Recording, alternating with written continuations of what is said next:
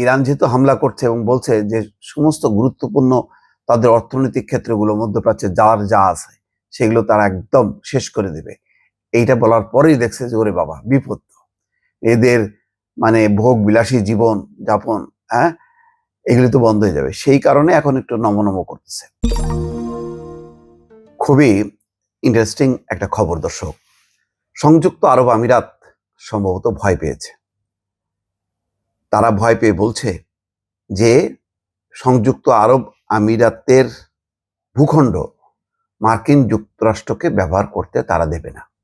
আনুষ্ঠানিকভাবে এই ঘোষণা দিয়েছেন সংযুক্ত আরব আমিরাতের আন্তর্জাতিক সহযোগিতা বিষয়ক প্রতিমন্ত্রী রিম আল হাশিমি। তিনি বলছেন যে গোড়া থেকেই সংযুক্ত আরব আমিরাতের এমন একটা অবস্থান ছিল, কিন্তু ইরান তাদের এই অবস্থানটাকে বুঝতে না পেরে খামাখায় হামলা চালাইছে। অনেকটা অভিমানের সুরেই তিনি বলছেন যে সংযুক্ত আরব আমিরাতে এই হামলাটা একেবারেই অযৌক্তিক ছিল, কারণ আমিরাত তাদের ভূখণ্ড ব্যবহার করতে দেবে না। এখন ইরানের বক্তব্য কি কি কারণে আমিরাতে তারা হামলা চালিয়েছে এটা পরিষ্কার করেনি, কিন্তু ইরানের কাছে নিশ্চয়ই তথ্য আছে কোন কোন দেশ সহযোগিতা করছে মার্কিন যুক্তরাষ্ট্রকে আর করছে না।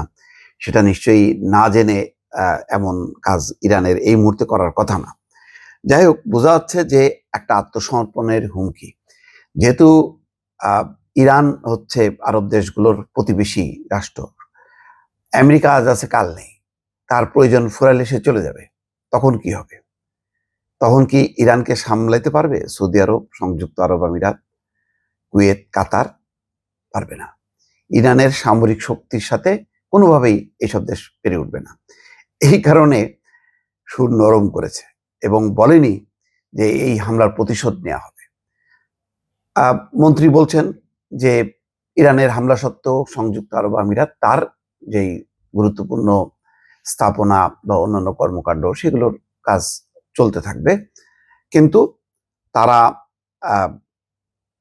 আত্মরক্ষা এবং সার্বভৌমত্ব রক্ষার পূর্ণ এবং বৈধ অধিকার সংরক্ষণ করবে, এই কথা বলছে। যে হাশিমি বলছেন সংযুক্ত আরব আমিরাতের অবস্থান শুরু থেকে স্পষ্ট, ইরানের বিরুদ্ধে কোনো সামরিক অভিযানে তার ভূখণ্ড ব্যবহার করা হবে না।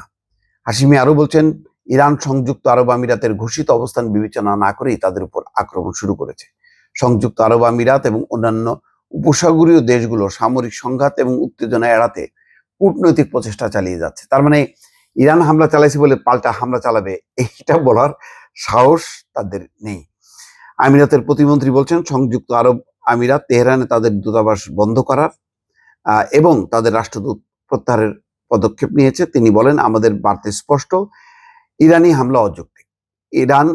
ইরান যে হামলা করেছে সেই কারণে রাগে দুঃখে অভিমানে সংযুক্ত আরব আমিরাত ইরানে তাদের দূতাবাস বন্ধ করেছে এবং তাদের যে রাষ্ট্রদূতকে প্রত্যাহারের তারা সিদ্ধান্ত নিয়েছে।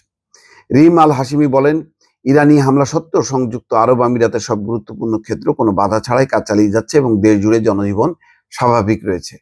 তিনি বলেন আমরা সংঘাতকে আর বিস্তৃত করতে চাই না। সব ঠিক আছে, কিন্তু এই যে হামলাটা করলো, এই হামলার নিন্দা তো করা উচিত ছিল, সেই নিন্দা কিন্তু করেনি।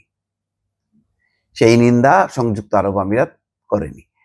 ইসরায়েলের এই আগ্রাসনের ব্যাপারে আরো বক্তব্যটা স্পষ্ট হওয়া দরকার ছিল, সেটাও করেনি। ফলে এখন ইরান যেহেতু হামলা করছে এবং বলছে যে সমস্ত গুরুত্বপূর্ণ তাদের অর্থনৈতিক ক্ষেত্রগুলো মধ্যপ্রাচ্যে যার যা আছে সেগুলো তারা একদম শেষ করে দেবে, এইটা বলার পরেই দেখছে যে ওরে বাবা বিপদ, এদের মানে ভোগ বিলাসী জীবন যাপন, হ্যাঁ, এগুলি তো বন্ধ হয়ে যাবে। সেই কারণে এখন একটু নমনম করতেছে। আসলে সংযুক্ত আরব আমিরাত, সৌদি আরব, এদের ভূমিকা খুবই ন্যাক্কারজনক। এই দেশগুলো যদি ঐক্যবদ্ধ থাকতো তাহলে ইসরায়েলের এত সাহস হতো না যে মুসলমানদের রক্ত ঝরানো, মুসলিম বিশ্বের মধ্যে ঢুকে মুসলমানদের রক্ত নিয়ে হোলি খেলা, এটা করতে পারতো না যদি আরব দেশগুলো ঐক্যবদ্ধ থাকতো।